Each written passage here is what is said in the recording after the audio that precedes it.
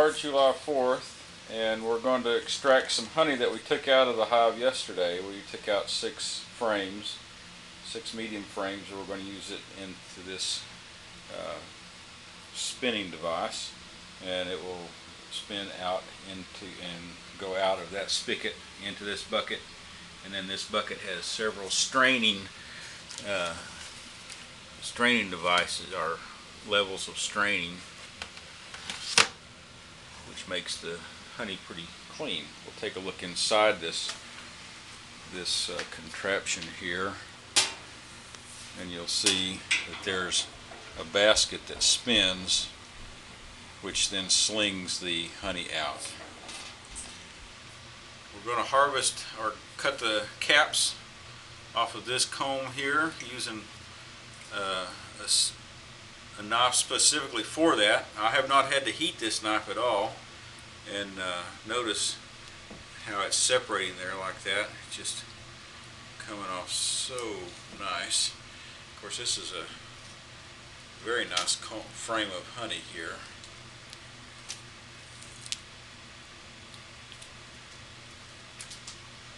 And we'll peel that one off, and then I'll spin this around and do the other side. Hopefully it'll be as nice and easy. Just kind of cutting up through there. These cappings are falling into a tub,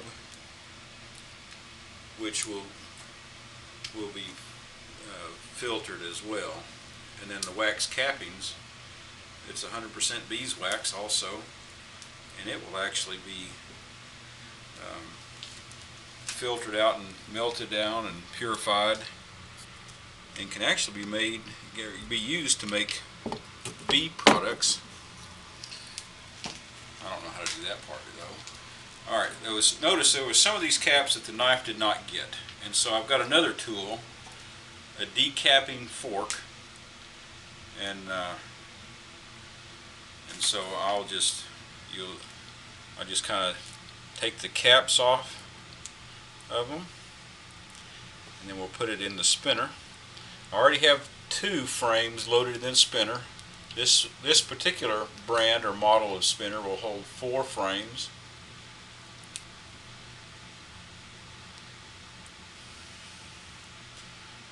I am wearing gloves primarily to keep your honey clean, and also to keep the sticky out of my fingers.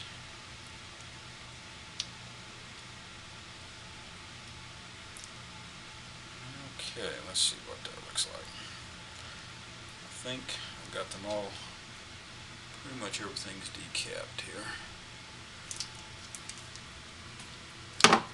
And now I'm going to take this frame and quickly transition it over to the spinning device.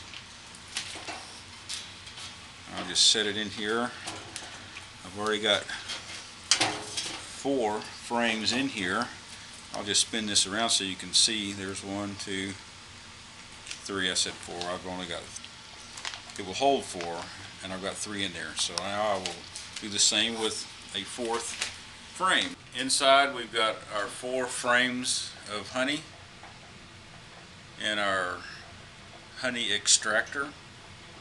And I'm going to close the lid to minimize the amount of spray that's going to go on. And this particular type of extractor only extracts one side of honey at a time, so I'll have to stop it and turn the frames around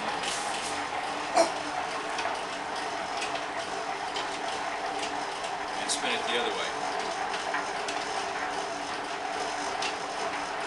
Also, when the comb is nearly full, like these, the caps have just been cut off, you can't spin it extremely fast because the comb themselves are fragile enough they could break with the centrifugal force.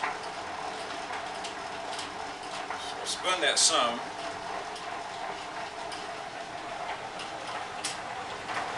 And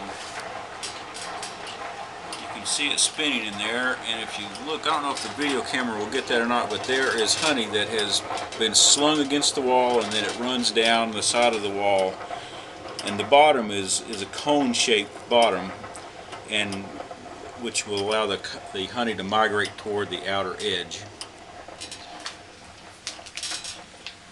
So now what we'll do is turn the comb, or turn the frames around, just rotate them.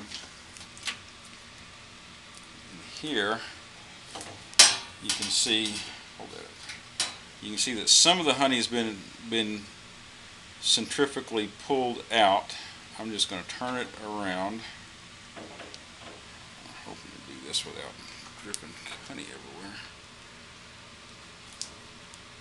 Let's just set it right back in there. And we'll do this for the other 3 frames, and we'll spin it again.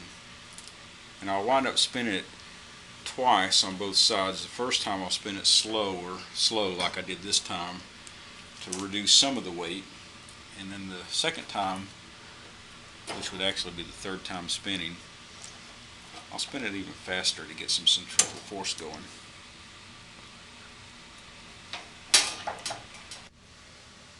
Alright, now we have extracted 6 frames, 6 medium frames, and it looks as though we're filling up our 5-gallon pail, although it's going through 3 levels of filters. And of course the filters are kind of slow. So